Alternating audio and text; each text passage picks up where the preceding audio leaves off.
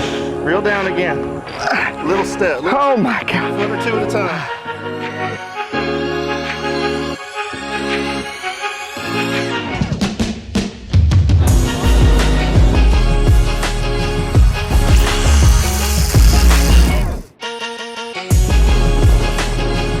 That's awesome. Fishing deep fish.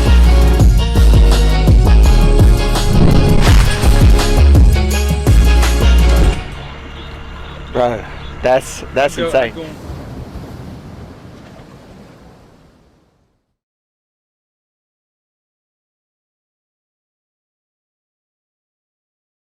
Hey everyone, and my name is Caleb Page, and I'm your host of the Fishing Fuel Podcast. This is going to be a killer episode.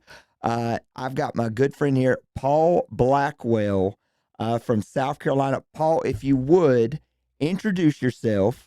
Tell us what your guide service name is, your qualifications, and how long you've been doing this. Paul Blackwell. My guide service is Fish On Guide Service. I fish the Santee Cooper lakes in South Carolina. We mainly focus on targeting trophy fish. I've been guiding now 6 years, since 2018. Been fishing all my life. Tournament fish, pretty heavy there for a while. Yeah, you did for a long time. I mean, you were did pretty well with it, and then got burnt out. Yeah, doing that, and started a guide service. So here we are, 6 years later.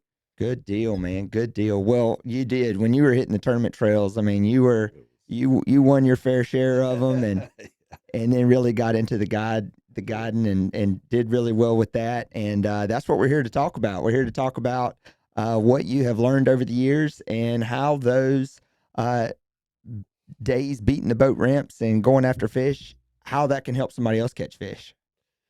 It can help. It can help. I got a lot of time out there that a lot of money too. Yeah, that is the thing. These podcasts are such a value, man, because there's so much money that's spent in learning. There is. I mean, time's the most important thing, but time costs money. Yeah. And, it takes its toll, but once you get the nick of it, it was worth every dime. That's right. That's exactly right. Well, I'm happy to have you here on the show, Paul. I know Sure, this is gonna help a lot of guys out, and let's dive right into it. So here we are sitting in March, about to come into spring. Paul, you are a licensed captain. Yes, sir.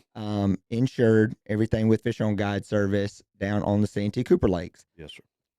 Let's talk about what you do to try to get on bait and get on fish this time of year, because even though somebody may listen to this and they don't fish Santee Cooper, what they can understand is different parts of the country get warmer at different times. So they can take what you're going to tell them today and apply it on their body of water.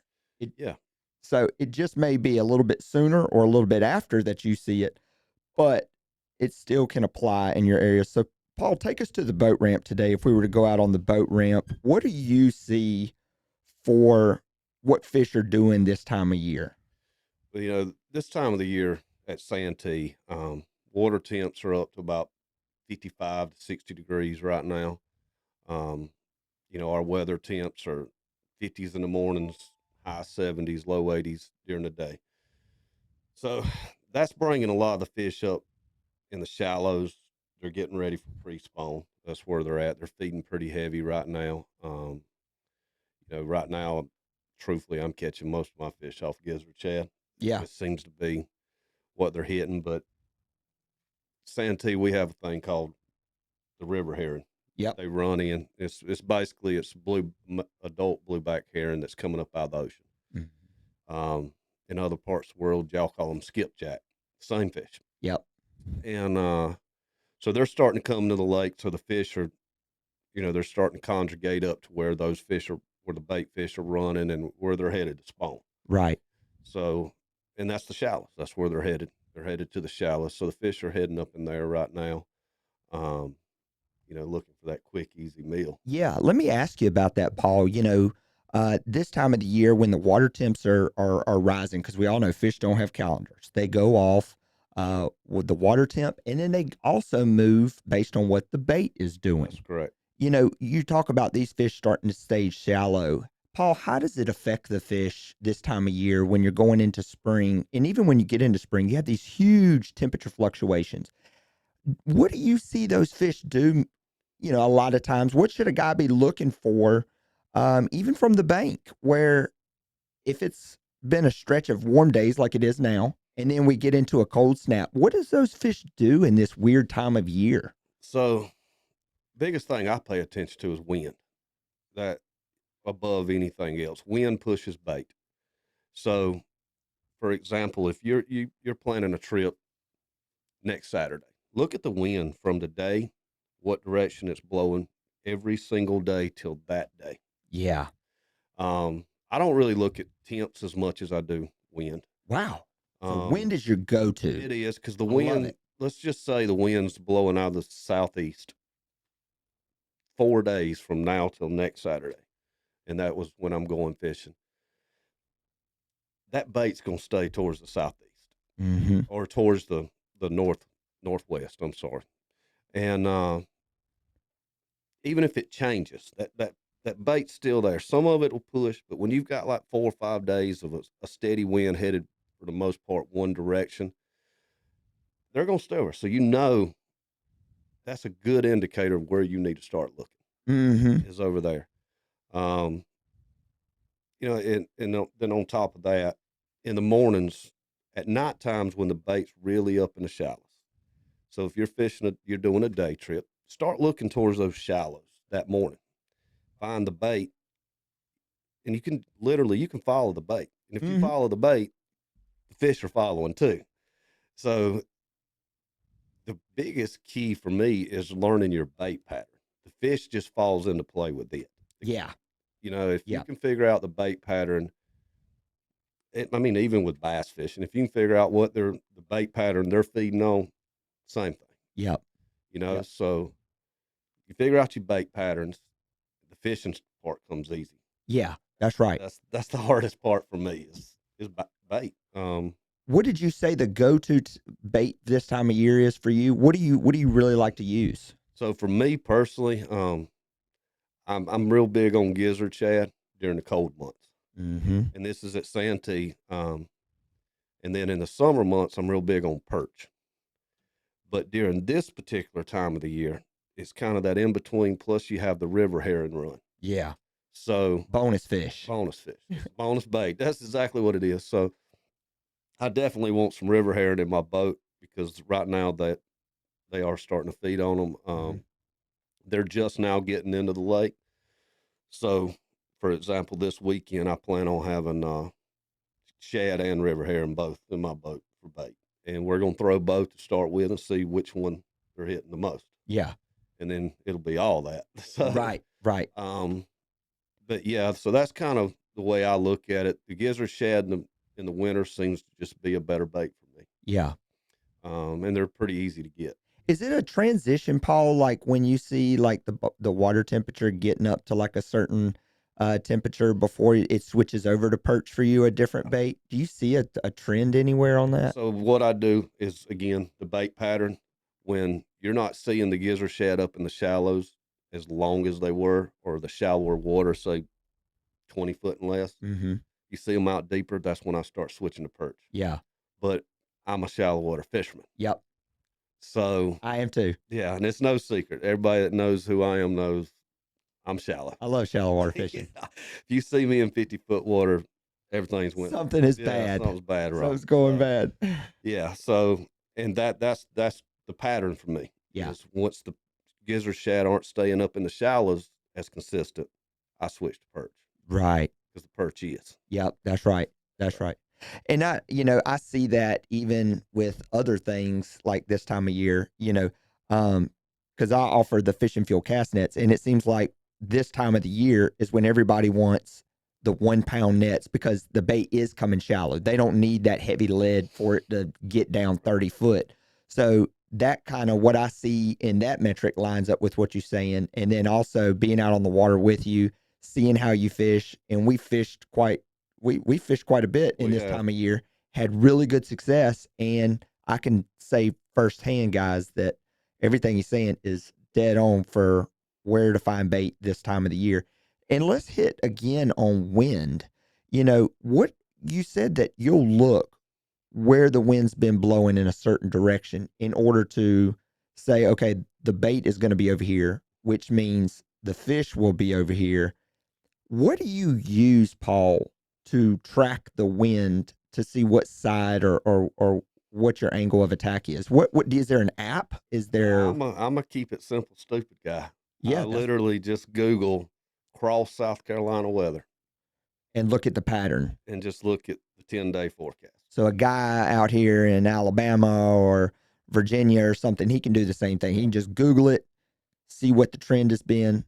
Yeah, I don't have any apps for it. I'm a pretty simple guy. So, I just Google it, the normal little old thing. Just look at the wind. The speed of the wind doesn't matter to me until about a day ahead of the trip. Mm-hmm.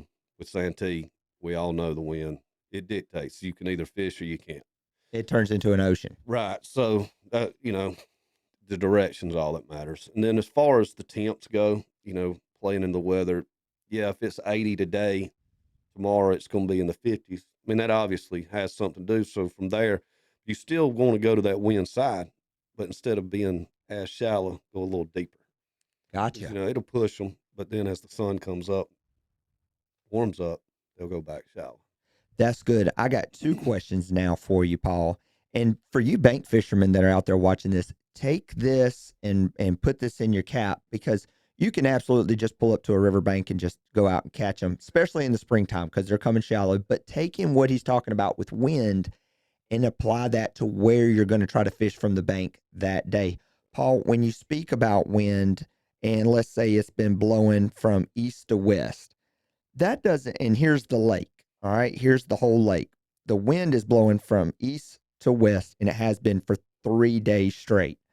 A guy listening to this might think, okay, I need to come all the way over here, 10 miles this way to the west side of the lake. That don't necessarily mean what you're talking about, does it? Can it be more of, here's the lake, it's been blowing from east to west, here's some river channels, some ledges, you're going to fish that west shallow flat?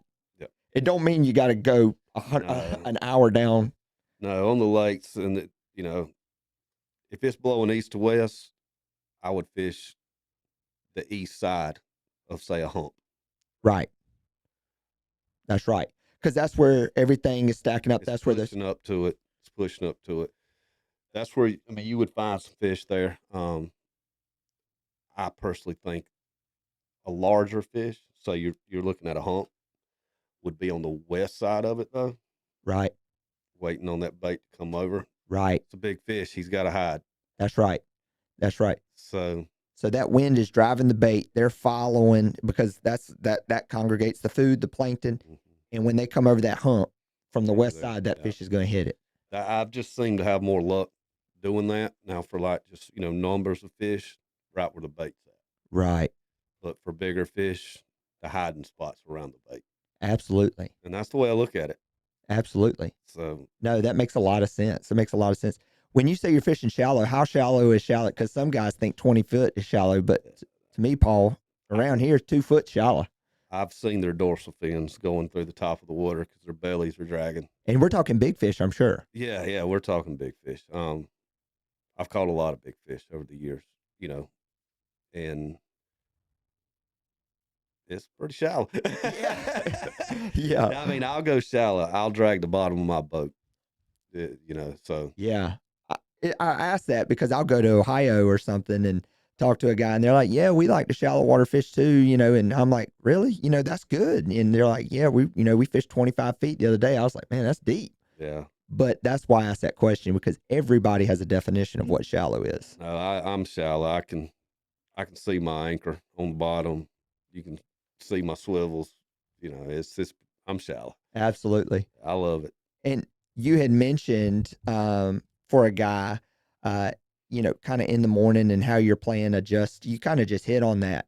Paul, talk about in the morning what you see the fish favor is in the bait do in the morning and how that transitions when the sun comes up. Because I think a guy's like, okay, well, I'm out here on the lake. I just need to go find my spot where I catch them. When really the morning and what the bait does and the fit where the fish are dictates, something different than what happens when the sun's up at 12 o'clock. Right. So let's say most of my guide trips start at 7 a.m. We're getting on the water to our first spot, say 7:15, 7:30. So what I look for is bait.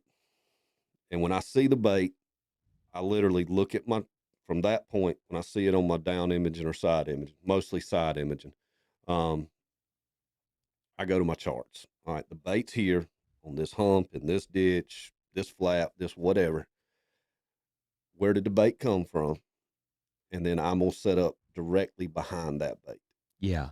So if they're in, say, 10 foot of water at 7:30, I'm going to probably set my boat to where I can fish from 10 foot to 6 foot. Gotcha. Right behind it. Because my thoughts is, and it's successful for me. Everybody's different, but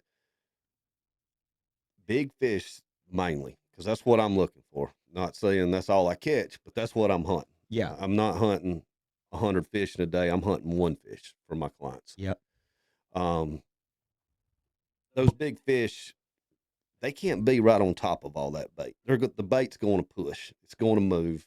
It's obvious, So I'm looking for target areas where that big fish can follow the bait, can ambush the bait. That's what I'm hunting. So if they're in like 10 foot of water, I'm going to find a ditch, a hump, a ledge, something, stumps, a little bit behind that where the bait I think came from. Mm-hmm. And the mornings, for me, the bait's been up real shallow. So they're coming out as the sun's coming up, they're coming out. So that's why I want to get behind it. Yeah. In the evenings, flip side to it. I want to get in front of it. Again, it's shallow water. That's right. But the bait's coming in from the deeper water. So if the bait's in 20 foot right now, let's say we're starting at 6 o'clock in the evening, I'm going to set up about 15 foot. That's right. Where I think they're coming. Watch the bait go by me, be patient, and wait on it. Yeah, and that's such a good point, Paul. And guys, just to put it even simpler, just think of yourself as if you're going to a breakfast place in the morning. When that place opens, the traffic is going to be going in the building. So that's what he's talking about, where he's setting up, because he knows the traffic is going in that direction. And then once it starts to turn to brunch or starts going, those same people, they've already ate, so they're heading out. That's right. So you would set up outside the door if you were trying to encounter those people. It's the same thing with fish, what you're talking about. It is. I mean, in the mornings, I start shallow and end up deeper. By the time the trip's over, we're probably fishing 10 to 20 foot. Yeah. Half the trip's probably 10 to 20 foot, half the trip's 0 to 10 feet. Yeah. And that's the reality. Do you ever think that those fish, they'll move in that 20 foot, go from that shallow water as the day goes on, they move down to that 20 foot, not only from the bait, but from a stealth standpoint, do you believe? I think so. I think they also get out there as like a resting area where they fed all night. Mm-hmm. They're just going out there hanging out, staging, waiting on the night spot again. Because, catfish seem to feed more nocturnally than they do during the day. Yeah. It's just by nature. Yeah, it's by nature. So I think that's why that shallow water in the morning is really good. And then as they, fill up, just like us, we go home after the buffet. That's right. Yeah, you're so, right. So they just go out there and hang out, and, you keep pestering them enough, they'll hit again. Absolutely. So, now let me ask you this: in the mornings when you're starting out, are you anchoring or are you drifting? And does your approach change throughout the day? It does. A lot of fishermen, they're strictly drift, they're strictly anchor. And really, there's not that many in the grand scheme of all the fishermen that are versatile and do it all. Yeah. There's really not. Yeah. But I've been with you, and we've anchored and we drift. I'm gonna do whatever it takes. But in the shallows, I like to anchor if there's wind. Now, if the lake's slick, I drift. Mm-hmm. I think that with wind, the chop on the lake, it almost makes a current type situation where everything's bouncing, everything's Absolutely. moving. I've learned on Santee particularly, um, when there's no wind, the anchor bite's it's tough. So you want to drift. I've learned that. Um, So those slick, calm days, it's tough it's a fishing. drag when you're anchor fishing. It's a drift. Okay, that's good to know. Um, so I'll start out anchoring. Now, if the fish are conjured up, they're pretty tight. Anchor works. But if the fish are scattered, you need to go to drifting. Right. You're just going to be a little bit more successful on your bite because they're scattered. You're covering more area. You're covering different depths. If it's a tough bite, I go to drifting because with drifting, I can pattern what they are doing. Mm-hmm. Mm-hmm. Pulling the spread on planer boards 150 foot wide, hitting 7/8 different depth zones. You'll figure it out pretty quick what depth they're in, where they're feeding. Yeah, absolutely. So that's why, but then as the day goes on and they start moving out of that really shallow water, I pretty much drift. I mean, there's days that I can sit in one spot and catch fish all day, or, 300-yard area. It really depends on what the bait's doing and what the fish is doing. Yeah. You pay attention to the fish, fish your fish. Stay off Facebook looking at old Johnny caught a fish 5 miles from here. That can mess Fish you in up. front of you. That can mess you up. Pay attention to your fish, and they'll show you everything you need to know. Yeah. I mean, they really, if you just pay attention to it, it'll show you. If it's a slow bite on anchor, you probably need to start drifting. Even in the morning, a lot of times, guys, I see in the comments sometimes when I post reels and stuff, guys have a stigma against electronics and stuff. And look, they make the job easier. But if you don't have it, there's a lot that you can look at above the water that'll tell you a lot of the stuff you're talking about. Just getting out there in the morning and looking for gizzard shad pop. You might see, or perch come up and hit the top of the water feeding. You might see that in the back of this creek as a bank fisherman or a boat fisherman and then not see it over here on this point toward deep water in the morning. Look for those things. Just look. There's a lot of evidence above the water. There is birds, bait popping. These big catfish, they get up in the shallows, they splash their tails like a beaver. Yeah. They scare you to death. Yep. You just pay attention. It really will, which way the wind's blowing, how choppy it is. If you truly pay attention, graphs or no graphs, you can learn. You can get in the right area. Yeah, you can get in there. Does that mean you're going to catch a fish? No. Sometimes they're just not biting. Right. It happens.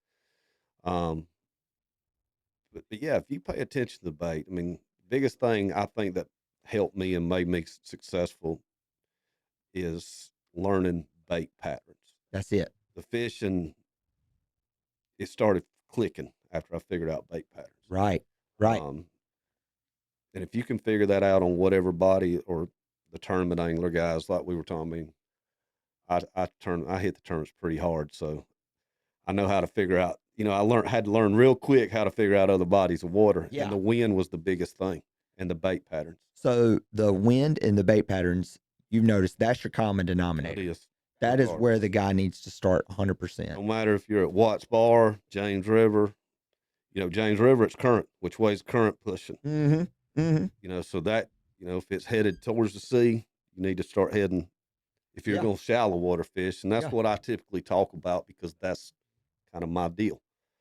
I'm not 100-foot hole fisherman. Right. So, like on James River, Jordan Point, exactly, or Tar Bay. Tar Bay.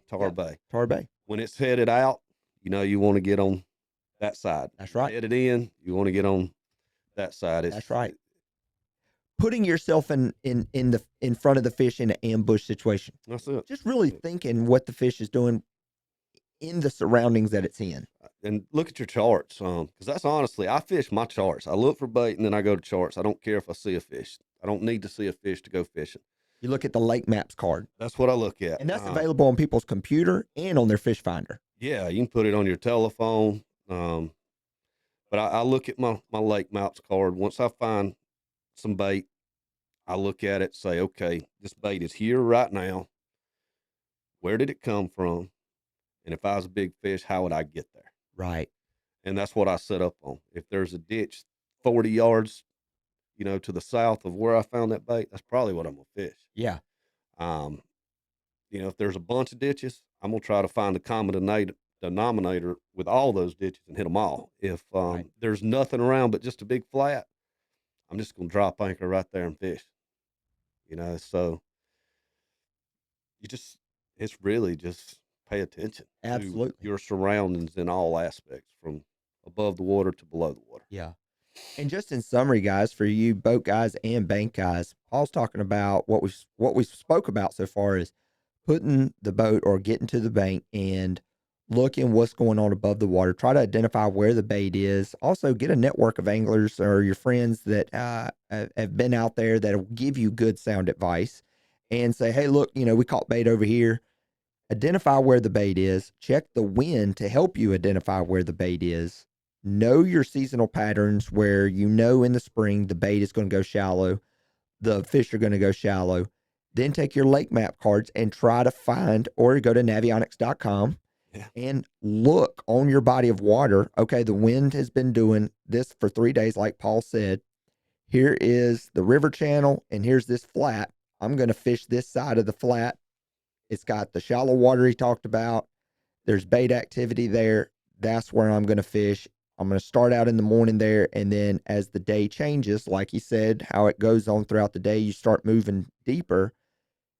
You start applying those principles, and that puts you on the fish and keeps you on the fish. Too many people, Paul, I feel like they'll start out in the morning or something in one area. They'll fan cast and they'll stay there all day. They caught fish there in the morning, but then they'll waste 4 hours waiting on another fish when they should have just moved deeper. They're not following the fish. Right. And I'm a firm believer in patience, but you got to pay attention to what's happening. Yeah. Patience is no good if you're not patient in the right area. That's right. So, for example, I think you and I have actually said something about this on a podcast before, but I sat in a spot one time for 6 hours. Yeah. No bite. But when it happened, I had 6 fish in the boat over 50 pounds in 45 minutes time. And it's exactly what we're talking about. So it was a morning bite. I marked the bait. I sat down where I thought they'd be coming through at. I literally watched the bait go. Because I'm sitting here watching the bait go by, popping the top of the water, the patience could sit there for me. And then once the bait got past me, and it took them a while. Yeah. And truthfully, to be brutally honest at this point, I sat in the wrong place to start with. Right. I should have said a little further back, and the bite probably would have happened a little quicker. Sure. But there was so much in there, you kind of don't want to stir it up with your boat. You don't want to drive through where you see all the bait is in the back. Yeah, you don't want to push it out. Yeah. And then just blow your whole fishing trip there. So I sat there, watched the bait go by. After the bait stopped popping the top of the water for about 45 minutes, it happened. So with watching the bait, it told me to stay. Yeah. I guess is what I'm trying to get at here. But if there's nothing happening, just because you caught fish, yeah, you need to move on. But if you're still seeing stuff that says, okay, then stay. Be patient. That's right. That's right. If there's a hurricane warning and the conditions are right, you don't see it, don't mean ain't one gonna form. That's right. But you got to look for the evidence. That's it. If something else, as far as like patience wise, if you're getting bit with small fish and they stop for, say an hour, nothing's happening, you're like, okay, they're gone. There's a reason. Yeah. It's probably a big fish. Yeah. What's your opinion on that? What is your opinion on, do small fish hang out with big fish? What's your opinion on it? I don't think so. Yeah. So something I've noticed is fish seem to run together with same size fish. Yeah. Just like people, 10-year-olds hang with 10-year-olds, teenagers hang with teenagers, so forth, so on. A lot of the times when we caught some big fish, there's usually 2. Yeah. If you get into some 40 pounders, you usually can catch 2 or 3. There's high 30s, low 40s, that general area. You get into 80 pounders, You usually get hit. You know, you probably won't catch but one, or there's usually more than one. You mark more than one, Yeah. or something. I mean, the 93, the client caught, he lost another one just as big 10 minutes before, and then had a second chance on this one. Wow.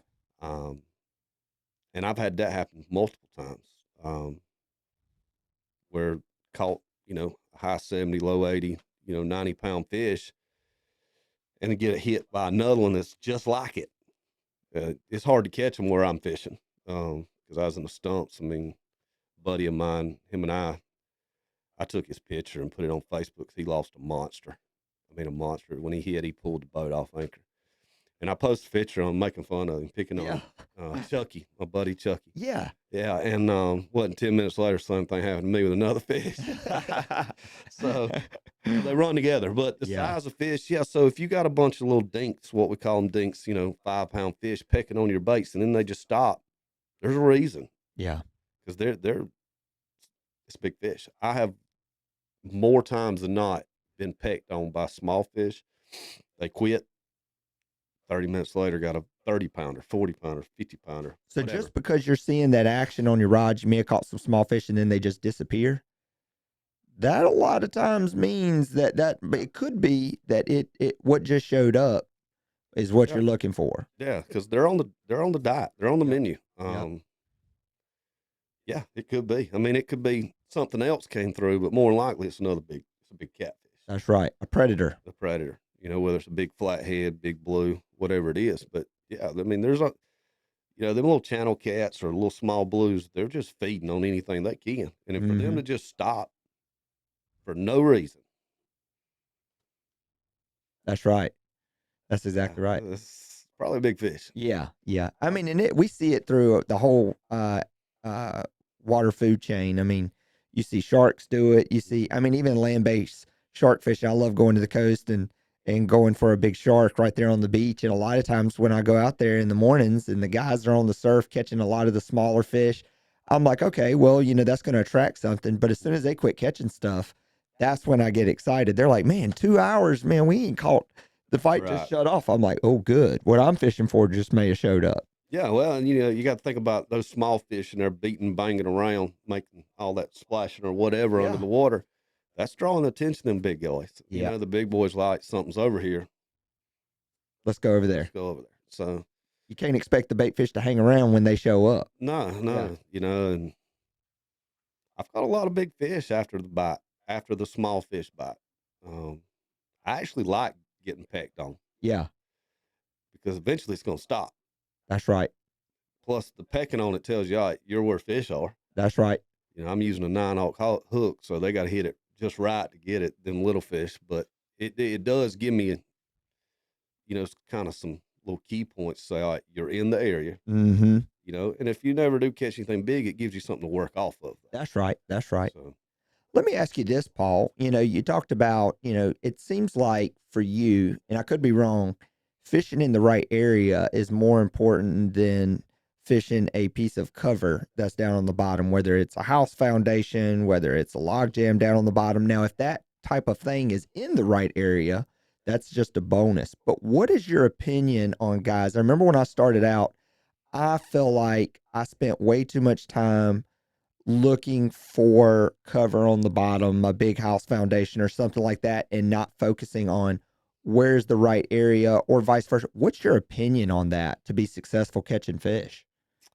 So I agree with you. So I think when we all first started out, say 10, 15 years ago, all we had to go by was what we learning outside of our fishing was the YouTube channels that were out there. Very true.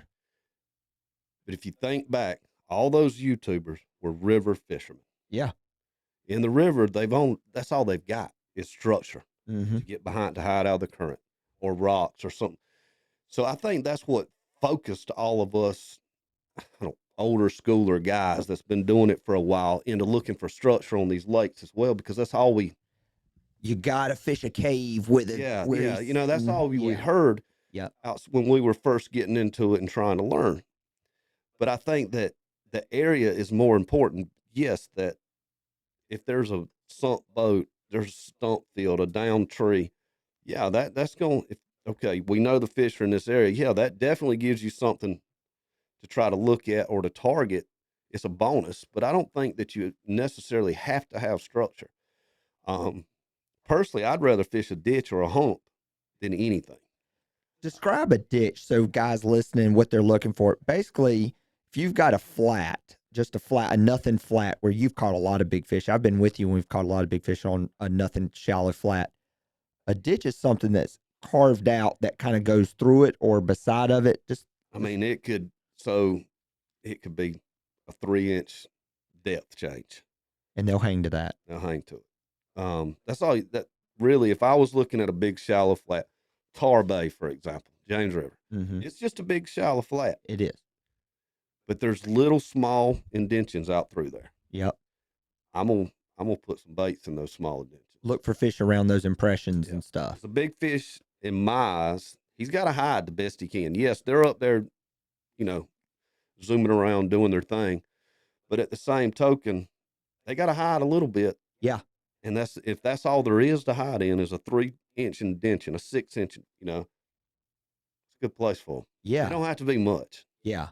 To blend. And so the message is find something different in the right area. Yeah. Just find even if it's something minute. Yeah, I mean, if it's just, there's 20 stumps over here, put some baits in those stumps, but put some baits away from them.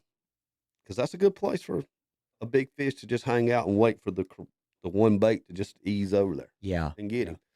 So, and then like with other ditches, that let's say it's 6 foot flat, whatever. Because I mean, that's typically what you got in the shallows is flats and ditches. You don't really have, you have some little small humps, but nothing big like out in the big body of water.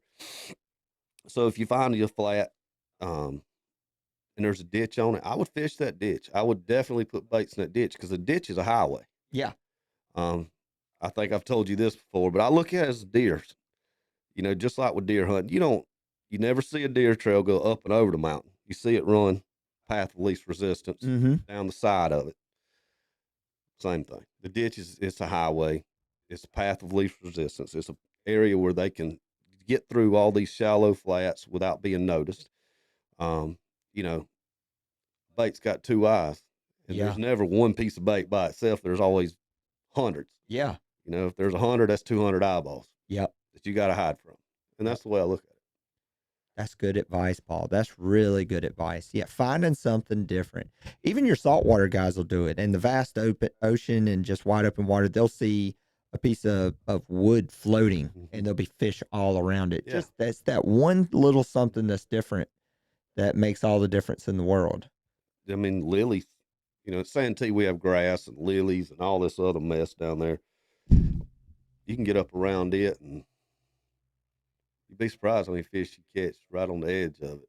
Wow. Just like bass. Yeah, for sure. Catfish, they're not much different. Yeah.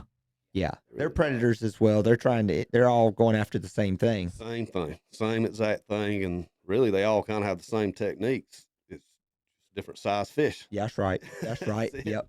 Yep. Santee, flathead fishing on Santee. Is there a good population of flatheads? Do you stumble across flatheads? Do you target flatheads by chance? I don't target them. Most of my clients, they're looking for trophies. I mean, that's what I advertise. That's what I try to focus on. Blue catfish. They're And trying to get them a blues just triple digit. Yeah, they are. I haven't got one yet, but we're gonna get there one day. Yeah. So we don't really target flatheads. We've caught a lot, and truthfully, they're all been good ones. Yeah. I mean, they've been 40-pound flatheads. And I think when I do catch them, it seems to be the summer months, but truthfully, it's by accident. I'm not gonna sit here and act like You're out there flathead fishing. I'm not Yeah. at all. Yeah. It just happened. Yeah. Right place, right time. I'm not That's- looking for them. And that's the nice thing about your guide service is, if somebody wants to, it sounds like majority of your clients are going out there. They're like, Paul, we want to catch one of those big Santee Cooper blues that Santee Cooper's known for. But also, if somebody wants to come out there and catch a mesh of fish, you could probably put them on that pretty easily too. I can. I mean, on average, trip with me, 7 to 10 fish, Yeah. but they're normally pretty good fish. Yeah. I'm not gonna say we don't catch any small fish because we do. Yeah. You know, it's fishing, but on average, we. I mean, I've only had 7 trips in 6 years. We didn't catch a 30-pound fish. That's So that's killer. pretty good. That's good. I've been skunked one time. I was hoping that would never happen. Well, you got a better track record than me. I have But been yeah, skunked I've a been lot more. skunked with clients. Now, Yeah. don't get me wrong. Hey, here, that's with even clients. better for a client listening. You know, I've had several trips where, other than the skunk, I've had like 7, 8 trips. We only caught 3 fish, but fortunately, those 3 fish were all good fish every Yeah. trip, which is weird. Um, That's a good track record. it is. And I mean, you know, we've had days where we've caught, 7, 10 fish and nothing be under 20. Had days where we catch, well, just last weekend, Mm-hmm. we caught 5 fish over 30 on one day, and we only caught 7 fish. Yeah. So that particular day. But the numbers things, I really don't have a lot of clients that want to keep fish. Mm-hmm. And the whole time, I've probably only had 5, 6 clients keep fish. Yeah. Yeah. Most people, they're looking for the memory. That's right. But if you want to, yeah, we can do it. You know, I've got some little old small hooks in my tackle box that's just for that. But you like going after those big Yeah, ones. and that's what most of my clients are hunting. They're looking for the big one. They want something they're gonna feel like they're just gonna pull them in the water. Yeah, yeah, and I'm not a numbers man. Yeah. I never have been. But you could do it. I can do it. Yeah. Yeah, I mean, we've done. I've got trips where we caught 30, 40 fish, but that's what they wanted. I've got several church groups that fish with me, um, and they're looking for that big. And then what we do is really, like, if it's a day trip, we'll try to focus on that big one first thing in the morning. And after that, we just go for numbers. Yeah. Because most church groups want a fish fry. That's what right. they're looking for. Yeah. So, but yeah, we can do it. And we have. You know, sometimes I'd rather do that because it's like, it's fun. That is. It is fun. It is. Let me ask you this, Paul. This is something that I have noticed over the years is controversial. Some people are like, hey, it is what it is. Some people are skeptical. What is your opinion? Because the world record channel cat came from Santee. And if you Google world record channel cat Santee Cooper, it's in the 50s, is it not? I think it's 54 pounds. 54 pounds. It's an absolute giant. And nobody has come close to it since, have they? No, so Do you think that was a channel cat or do you think it was a blue? I've actually spoken to some of the biologists there in Santee, or in South Carolina. Yep. In our biologists, every single one of them say that at this point in life, they do not think it was a channel cat. No. They think it was a large blue, male blue. But back when it was caught in the 60s, there was no DNA testing. There was, we just didn't have what we have today. Right. So when they caught it, everything, they just called it channel cat. They called out, the DNR guy came out and said, yeah, channel cat, 54 pounds, world record. But there's nothing to argue with. Yeah, it can't change. It's always been so controversial because it's so far off the scale of what anybody's come close to. In the last 8 years, catfishing has gotten so big that normally a record of the state records, when you catch a state record using a catch fever rod, you could earn $20,000. So you see people a pound off, 5 pounds off, 10 pounds off close, but that is so far out. It has led over the years a lot of speculation. Like, I wonder. And look, if you're a family member to the gentleman that caught the world record channel cat or something like that, look, we're having a conversation here. We're just strictly talking about it. Yeah, I don't care if it was a big male blue or not. That's a massive fish. We're having a conversation here. But kudos to him. Yeah, I mean, it is what it is. But I was curious. That's interesting because to me, that's just a long ways off from what you see. And what pictures you do see are black and white newspaper pictures. Yeah. So you really can't sit there and count the anal fins. Yeah. There's nothing to say it wasn't. Because a channel cat has a different number of anal fins than a blue catfish, as well as the shape. So yeah, so you just can't argue it. So It is what it is. Is it the world record channel cat? It is. As far as it's concerned. Was it a channel cat? as of right now, you just have to say it was because Yeah. you have no way to argue it. But Yeah. do I think it was? No, Yeah. I don't think it was. And if you're watching this podcast and you do know somebody who caught this Channel Cat state record out there that's 54 pounds, I believe is what it said, I think it's 54. then contact us. We'd love to have you on. If there is proof out there that shows more than reasonable doubt or anything like that, I want you on the podcast. I want to know. We all want to know, but there's just not a lot of information. No, because that's actually a big topic on my boat. A lot is what's the state record, what's the world record, and I tell Dale Lowe's story a lot. Like, I think I seen the world record fish. If he had weighed that fish that morning, Yeah, Dale Lowe, if he had he would waited, have broke the world record. it would have been the world record. Yeah, 100%. 100%. No question. So, do I think I've seen a world record fish? Absolutely. Dang. I mean, Yeah. we were there. Oh, no, yeah, absolutely. we were there. Yeah, we were there. When Dale caught the 141, we've talked about it here on the podcast before. We were there. We got to see it firsthand. And yeah, so a fish, when you put it in a live well, it can lose weight significantly over the course of a tournament. He was only like 1.5 pounds off.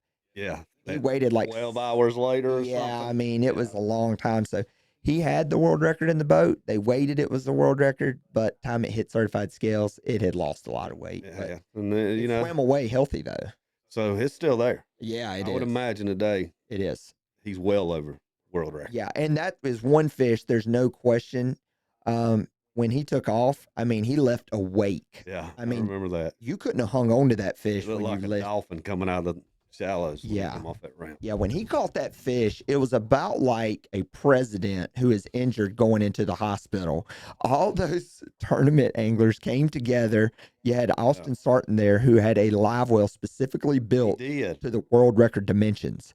We all quit fishing. Oxygen. Yeah, oh yeah, we were We done. quit fishing the tournament and went to the boat ramp and Yeah. just hung out with this fish the rest of the day instead of fishing for a paycheck. You may never see it again in your life. No, and that's as soon as I think you were the one that called me and said Dale might have the world record, and we were fishing in the same creek. I Yep, think we Blue were. Creek or Yep. something. It was Panhandle. There you go. Yep. And yeah, we all left.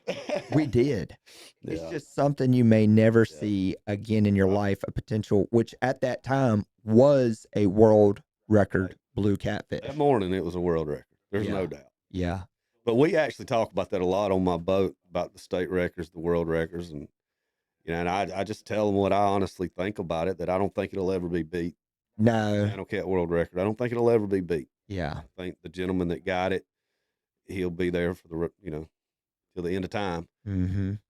Because if you look at like these, up north, they have some big channel cats. Yeah. Like up on the Red River and all that up there. They're catching 30 pounders. Nobody's even getting close. Nothing's close. Nothing's That's my close. only thing. It's like so Deer Melhorn, who has a podcast, he covers topics where he'll look into did this guy caught this fish back in the day? Was that a world record? Judging by the size of the head, he's done like in-depth stuff. I'd love for him to look into this and somebody to investigate this and put up information, zoom in, whatever you got to do. I'd love more information. Dieter would be the about one this. to do it. He'll dig into He it. will. He'll dig into We're it. calling you out, Dieter. We need you to be on. We need you to investigate this. This is something that we want to see, because if it is, we are truly looking at probably one of the only fish in our lifetime that is that big, that is a channel cat. Oh, I'm sure. of I it. mean, it's just because it's so far off. The biggest channel cat I've ever caught is 14 pounds Yeah. Yeah. Same. And that's a I don't even know big if mine's channel 14. cat. Yep. in South Carolina. Yeah. And the thing is with a blue, if somebody caught 160-pound blue, which would beat the world record by almost 20 pounds, Right. I still know in my head there's one bigger. I Oh, know yeah. it is. Oh, yeah. I'm- There's evidence to support it, but a channel cat at 54 pounds, I've just never seen any evidence. I don't think it was a channel cat. Yeah. I just don't. Just, Everybody's got an opinion. yeah, based off Nothing wrong. of what I know about fishing, based off of the DNR, biologists Yeah. making their comments. But there's no way to disprove it. So Yeah. it is what it is. It's the world record, and it was a channel cat. Yeah. You know? Maybe one day they'll just have to have a statewide vote Right. and right. everybody votes, and then whatever the vote is, they reset it Put or it on continues to hold. the November 2nd ballots. That's right. We're gonna vote for it. We're gonna vote if this fish was genuinely a world record or not. Well, no, I know we got derailed on that, but that is a hot topic It is. out there. Not just there, but like you said, people are always looking up records all across the world in the United States, and that it always comes up, and it's always a topic of the conversation. So Those in line class. yeah, line class records. Line class records, a lot of people have started to go after pretty heavy. They have. Yep. And if that's your jam, break them. I mean, Yeah. what yeah. size pound test line do you use? I run 30-pound slime line. It's my main line, and then 50-pound leader. Do you use high vis or clear, or High vis, main line, clear, leader. you don't see a main line being high vis any issue at all for catfish? And truthfully, I don't care if it's the orange or the chartreuse. Yep. To me, it don't make no difference. Whatever the guy sees better is probably what he should use. Whatever your eye recognizes. Yeah. Yeah. I mean, and I'll tell you why I like the high vis is with the sun blaring down on the lake Mm-hmm. or at night, you can see it. A lot of times in that shallow water, they don't hit. Mm-hmm. They don't pull the rod. No. They pick the bait up, and you'll literally watch the line start swimming. Yes. Just real fast. Yep. Well, that line's easier to see. Yeah. Yeah. So that's why I like the colored line. And I'm glad you brought that up, Paul, because April, you've already said this time of year, March, April, those fish go super shallow. So for the bank guys, they're going to be fishing shallow. Boat guys are a lot of times going to be targeting shallow. It seems to me it is harder to hook a fish in shallow water. What do you recommend on waiting for a fish what to do? Because a lot of times I remember, when I was out there fishing this 4-foot flat, I'd see that line start cutting sideways. And there's that decision that you have to make is, do I reel down and let the rod load up? Do you continue to let the fish pull it until it gets tight and load the rod up? And then you have some guys that try to reel down and snatch it, and then they can miss the fish. What's your opinion on the most high probability of hooking a fish in shallow water? Because you can mess it up. You can. I tell my clients, don't pick the rod up. Just start reeling as fast as you can, whether it's loaded up or they're swimming. Once it's loaded, if it's loaded up, bent down, spin it reel it as hard as you can 5-6 times, then just pick it up, start reeling. Yeah. If he's swimming, reel till it loads. Yeah. Don't even pick it up. Reel till you feel something heavy, and then reel some more. And just keep reeling. Don't yank on the rod. Yeah. With circle hooks. With circle hooks. Now, if you're using J hooks or something else, yeah. Hit him in the head. Yeah. Do whatever you got to do. Yank his heart out. Because that's pretty much what you're trying to do. Yeah. Because most of the time they've swallowed those hooks at this point anyway. Mm-hmm. Which I don't think there's really many guys out there that's not using circle hooks. Circle hooks is about what you see. Yeah. I mean, truthfully, it's a game changer. Yeah. It really was. For releasing big fish. Yeah. Fish staying hooked up. Yeah. And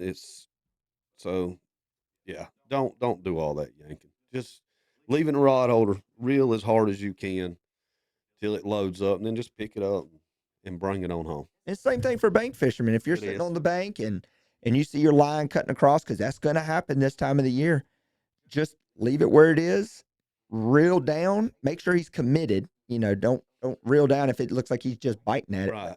Wait till he's committed. Do like Paul's saying, reel down. When you feel something heavy, reel some more, and then pick the rod up. Pick it up and just bring him to you. You don't have to do all that, jumping around carrying on. It's most of the fish that's lost on my boat, to be brutally honest, is trying to do what they seen on the old Bill Dance TV show. Yeah. And that's the truth. Yeah. It really is, Trying to snatch his head off with. Yeah, and we all know it, he could snatch a rod now. Oh, But he back flipped out of the seat. yeah, he was bass fishing back then. The hooks weren't the hooks we are today, and that's how you had to catch fish. The rods are not built like they are now to load up. No. That's the thing about a Catch the Fever rod.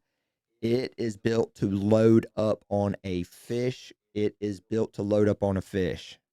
I mean, yeah, most fish that are missed on my boat is stop reeling or trying to yank it. Yeah. You've seen it on TV. Mm-hmm. Even if you think the fish come off, keep reeling. Yeah. A lot they'll swim to you. Yep. It's just keep reeling. Yep. Reel as hard as you can till you see the hook, That's right. whether it's in his mouth or just dangling. That's right. Just reel as Yep. hard as you can. That's right. Yeah. Yeah. Rod designs, they're everything, all of our gear, everything's different. I know it catches fever. We don't care if we have to make the rod heavier or if we have to make it lighter. The only thing we really care about in that rod is the people that are using it. How rough are they going to be on the equipment? So we got to build it durable. And then also, how does that rod load to hook and land more fish? That is all we care about when we're designing a blank. We are not in this competition of who made 100% carbon, who's got a mix. You know, we do what we do because we want that blank. When we sign off on it, this is our company's experience of saying this blank will load up on a big fish. And Paul, having a soft tip on a rod that loads naturally into the backbone to set the hook, that's super important. It is. You know, there's such thing as too tough. Yeah. You know, it's Too stiff of a rod too when you're stiff. using circle hooks. You know, when the bite, especially when the bite's finicky, I call it short striking. When they're just picking up the baits, letting it go, they're not even getting the hook, and that's where that soft tip comes into play. Mm-hmm. There's more to it than that, but that's where it starts coming into play. Mm-hmm. So if you're throwing a normal size bait, you know, a 2-3 inch chunk, whatever you use, a gizzard shad head, a skipjack head, they're just picking the baits up, letting them go. You got a couple of options you need to do, but this is where that soft tip comes in. But you got to use these options as well, Right. in my opinion. Yeah. Downsize your baits, downsize your hook. They're finicky, they're playing. But if you got a, you know, the tip's not soft enough to where they don't feel it, none of that does any good. Right. Because they're being finicky. They're not wanting to commit. So you got to make them commit. Well, you downsize the baits to get them closer to the hook. You downsize the hook to get the hook in their mouth. That's right. But if the tip's not soft and they feel the rod once they grab it, they've got to turn to make that circle hook work. That's right. If they feel the rod because the tip's too heavy, they'll just let it go. Did no good. Or the hook won't move in the corner of the That's right. mouth The like hook it's won't designed move to in do. if they're being finicky. You're right, Paul. Because they're not, fish are not always aggressive. We like it when they are, though. Oh, yeah, it makes life easier. It makes it look like you know what you're talking about and doing, but they're not. Yeah. But that's the reality to know that you know what you're doing. Yeah. Is when you know to start doing those things. That's exactly right, and what to look for. Yeah, but that's where that soft tip comes into play most of the time. Now, when they're just aggressively feeding, they're going to hit a broomstick. I mean, Yeah. that's the reality. Yep. You know, let's just be brutally honest. Yep. But they're not every day. Yeah, that's right. So when you want to spend some money on some gear, you got to get something that works every day, That's right. just like a rifle. Yeah, that's right. You know, Yep.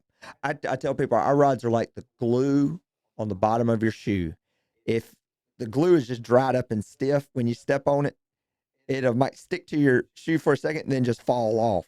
With us, we want to build that rod so when you step on it, it Right. it stays with you. And that is the purpose of when that fish just hits it, trying to just go by it and turn quick.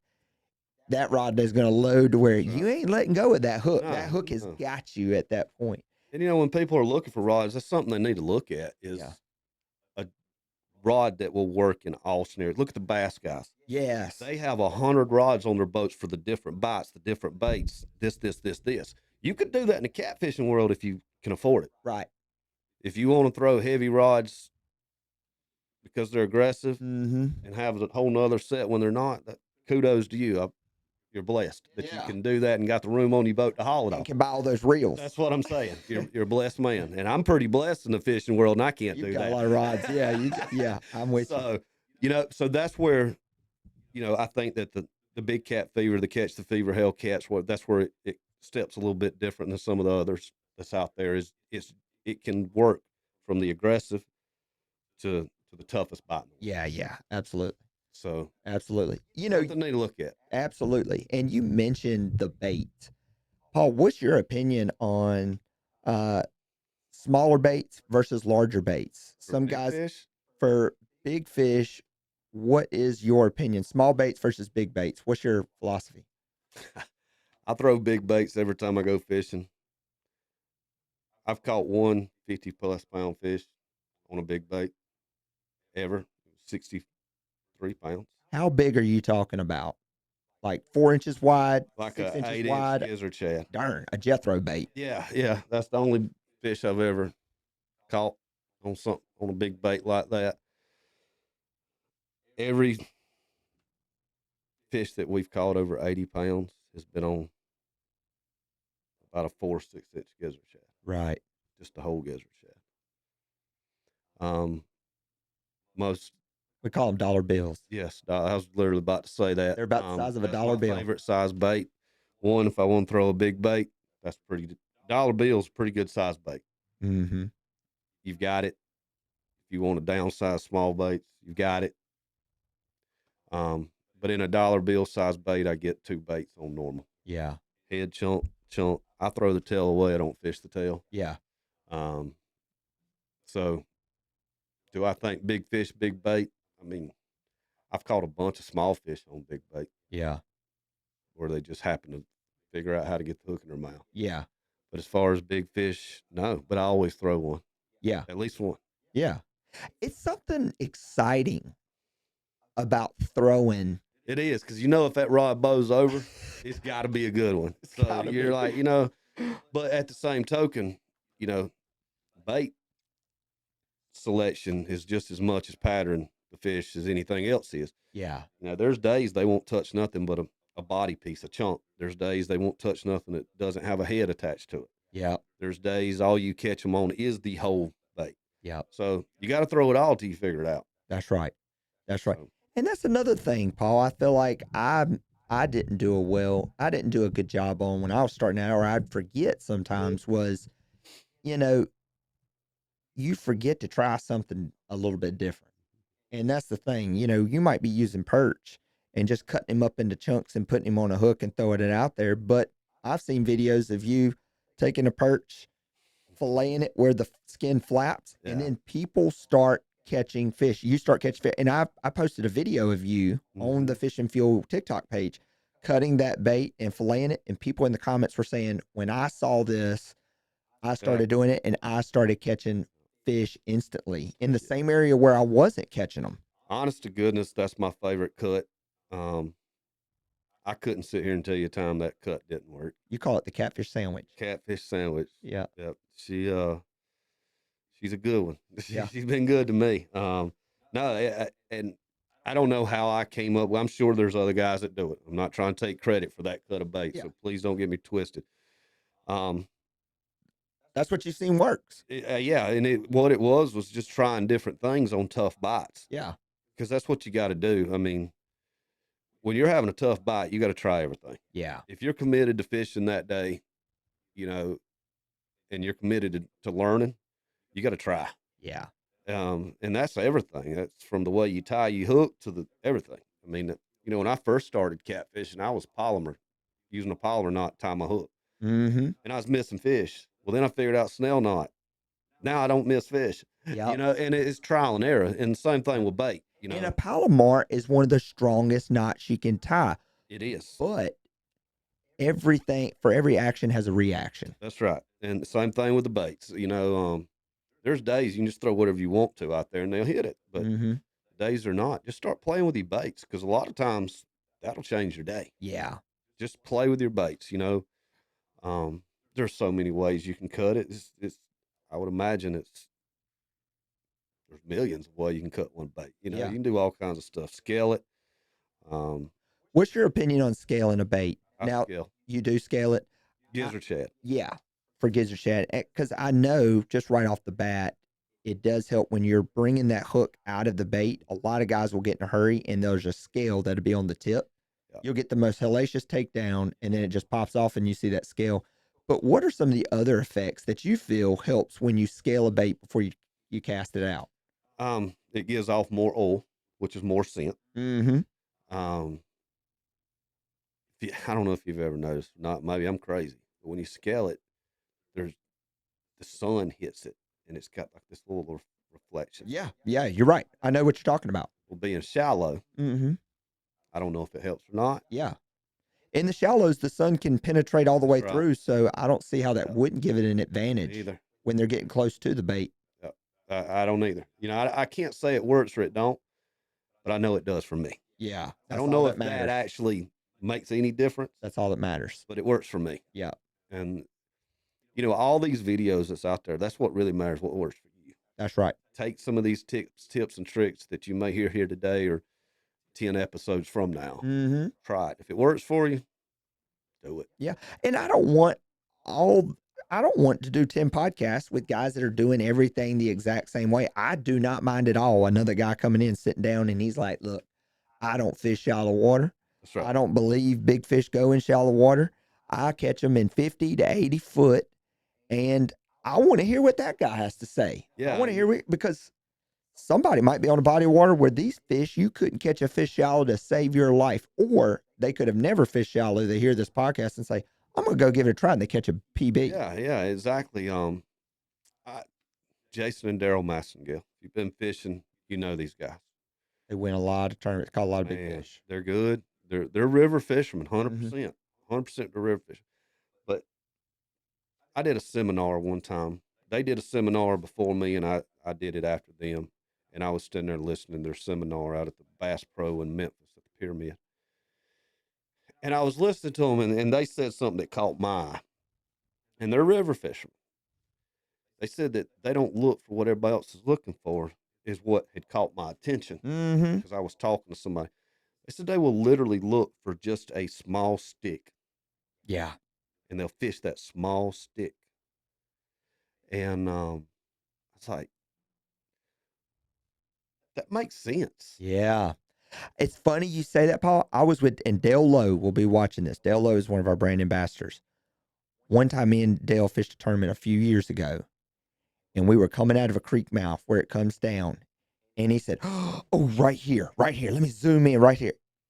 It was a stick, dude. When I say it was a stick, Like a hickory stick. it was a stick. Yeah. And I'm like, dude, why are you getting all jacked up about this stick? We anchored on that stick. I'm going to be honest, I had no confidence. I But wouldn't have neither. he said, coming out of that creek, those fish are going to come around there, and that stick is what's going to draw them to it. We caught two of our good fish, and that fish is actually my profile picture on my Facebook. If you go to Caleb Page Really? on Facebook, the fish I'm holding like this is actually my profile picture that we caught on a stick. Yeah. But how they figured that out was a tough bite, trying to just change up Something. and they stumbled across the, hey, this works. Yep. And it could be literally that simple when you're having a tough bite. Is instead of fishing, you know, an old oak tree, Yeah. find a stick. Something different in that area. Something different. If you know the fish are there, something different. Cut your baits different. Find a stick. I'm not saying go start fishing sticks. I'm just saying, just something different. It could be that far out Yep. from what you're doing. Yep. From a full blown trash pile to a stick, Right. and it make all the difference. Yeah. Absolutely. Man, that's a lot of good information right there, Paul. I mean, it really is. Let me ask you this before we go, because I mean, time just gets away from us on this podcast. I'm You and I always end up Oh, talking forever. Oh, dude, we do. I mean, because it's just I learned so much because your style fishing is something that I enjoy doing, and then you always mention something that I never thought about looking for that makes me a better angler, and I know it does the same for everybody else. But let me also ask you, and I ask a lot about changing conditions because we have spoke about how to start out, what depths to start looking for, what the fish are doing from morning to noon, how those transition periods affect. We talked about wind. Everything we've talked about in this podcast, if a guy listens to it, he will go out and put fish in the boat. If you've been skunked for day after day, this podcast, with what's been said, will put you on fish the very next day. I guarantee you, even if it's a tough bite, there's fish biting. Yeah. You just got to find them, or you got to find the way they want it. And change your mindset to what you're looking for. Yeah, you know, you can't make a fish bite. You can't make him eat shad when he wants perch. You know, you just got to keep playing with it until you figure it out. And, you know, that's where a lot of experience comes from is that. And then you've got to be willing to step out of your comfort zone. Yeah. And you got to be willing to get out of your head that, hey, I'm a great fisherman. Very true. You know, I mean, Very good advice.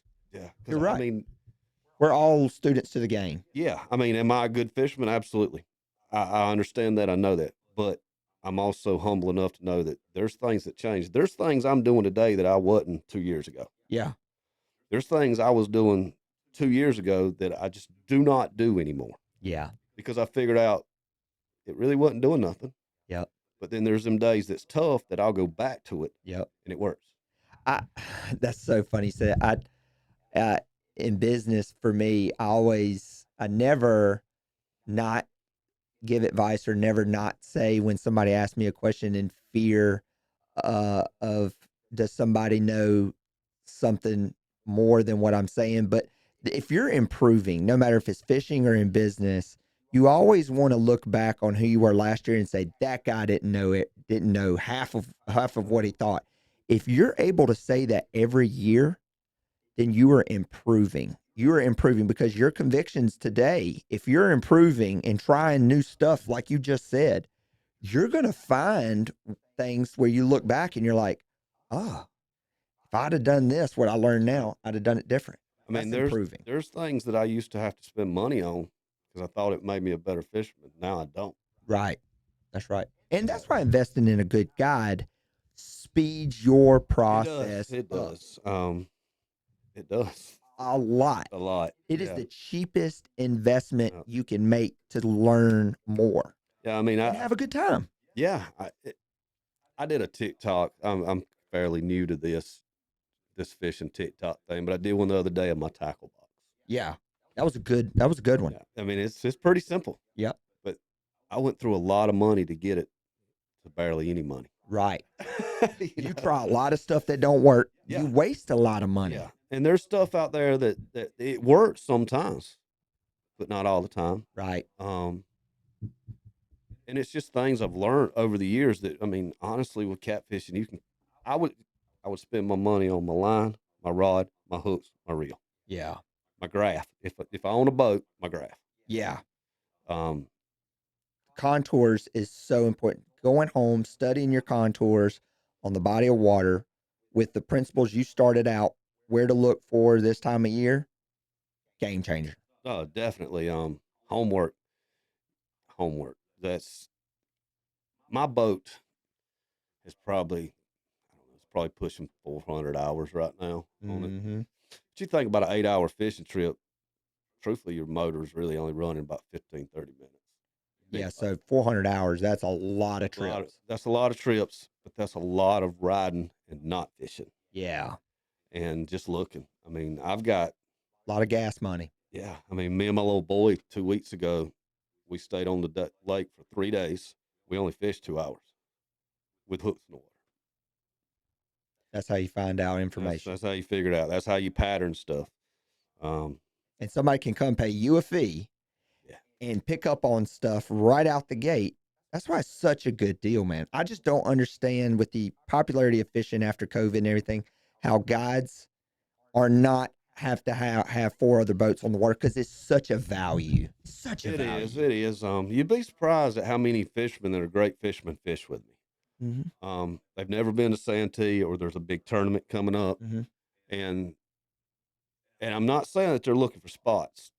That's not what I'm saying. They literally are like, show me the lake. I had a full blown team on my boat for 8 hours one day, and we never put a rod in the water. And they paid me as a guide trip. All they wanted me to do was show them the lake because Santee's brutal. And take some of your information. Yep, stumps. You In know, your they head. wanted to show me where everything was. Yep. Information. I mean, we never fished. Yeah. Never fished. Yeah. And those guys that do that, I really believe they are in their brain. Now they'll see fish and do this, but they're using that to become better fishermen. They are. That's the thing. You can go with a guide and just figure out spots, but tomorrow that might not work. But if you go with a guide and say, teach me about why we're doing what we're doing and what would you do in this situation, you could learn so much. You could. Biggest thing is spots. There's no such thing as spots, Yeah. in my opinion. Yeah. Um, There are some good spots. yeah, But- there's areas, and Yeah. then in those areas you narrow it down. And if they're in this particular part of that area, is Mhm. this spot where I would fish? Yes. Yeah. But as far as honey holes, and I mean, I've got an area on the lake I call the honey hole. Why? Because me and a couple other boys call it a honey hole because we don't want everybody else to know what we're talking about. Yeah. Yeah. Where is that spot, Paul? It's right there. I mean, I've only got 3 spots on the lake. So, but I don't have like really spots that, okay, we're going to fish this. It's areas, and you got to narrow it down from them areas. Mhm. And so, these guys that go out with guides that are looking for spots, there's really no such thing as a spot. Yeah. Yeah. Because there is guys that do that. Sure. They'll book a trip with a guide, say on Friday, and bring their boat, and they'll fish that same spot, Yeah. literally, and Yeah. not do anything Saturday and Sunday. Yeah. Yeah. So ask questions. Ask Yeah. questions. Learn about where you're fishing. And why? Yeah. And why? You can get a The great biggest thing education. is why. Yeah. The catching the fish part comes easier as you learn the why. Yeah, you're right. You're right, Paul. The why is where it's at. Yeah. Well, Paul, thank you so much. This has been a informational packed podcast right here. Probably the next one I do is when we come down here there in the spring, and we'll probably do another one right there on Really site fun. out there, give people a different backdrop than the We'll take 'em podcast. fishing. Yeah, we'll actually do some tips and tricks on the boat. Paul, how can people get in touch with you to go and learn firsthand about what we talked about today? You can get in touch with me through TikTok, Paul Blackwell Fishing. Like I said, I'm fairly new to it. I just started doing that. You can follow me there and message me. Facebook, Fish on Guide Service LLC, or just Paul Blackwell. Yeah. And then my phone number is 864-202-3095. Any of those ways you can reach out to me. If you message me or whatever, I'm pretty active, Yeah. quick about responding. We do pretty good, we're pretty consistent. Yeah, I mean, when you told me your track record, I mean, out of all the years fishing, how many times y'all have been where you didn't get one over 30? I mean, that's impressive. I mean, that's the thing. The guide is not God. He can't make it happen. But that is an impressive track record for big fish. Yeah, I had to back off of fishing last year a little bit with personal stuff. Yeah. And, but you can go back and look on the guide service page, and you'll see that track record's real. Yeah, and Fish on Guide Service is pumping the coal in the furnace. Y'all are firing back up 100%. We're burning the candles at both ends. Yeah, I like it. Yeah, Got to be a bunch of big fish posted. Yeah, there is. We're so far this year we've been booked solid. I don't have anything till the end of April available. Yeah, as of right now. But they can still call and check because you might have a cancellation. Yes, that's right. I only fish the weekends. I still have a real job. Yeah, and but just reach out. We can make it happen. I'm pretty honest with my clients about weather and what the bite's doing, and I'm open to giving options if the bite's not any good. Yeah, I really think, Paul, that guides should start considering consulting.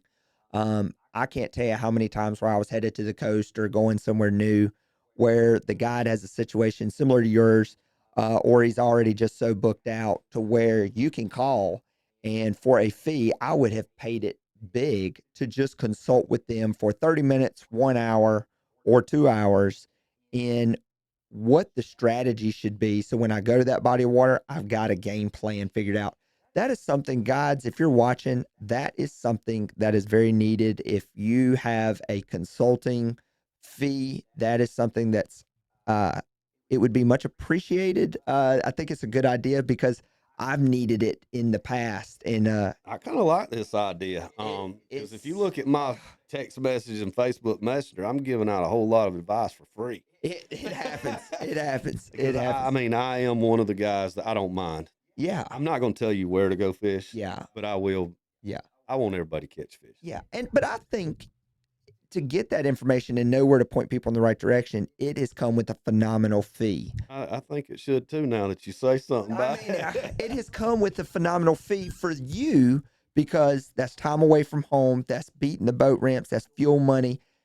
And it's valuable information that works. And I know me, I would pay for that every day of the week if I was headed somewhere and I know that guide's booked up. Paul, I can't tell you how many times I'm headed down to the coast to fish the inshore or something. I call them, they're like, bro, we're booked up 2 months. This is prime season. But if they said, hey, call this number, like, what do you want, a 30-minute or a 1 hour or a 2 hour?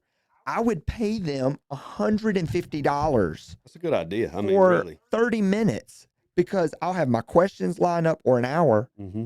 And just to get a game plan for when I go down there, I would do it in a heartbeat. So I think that's a good idea. Dude, it's so needed. I mean, I've had So guys needed. pay me to set up they'll book guide trips with me, Yeah.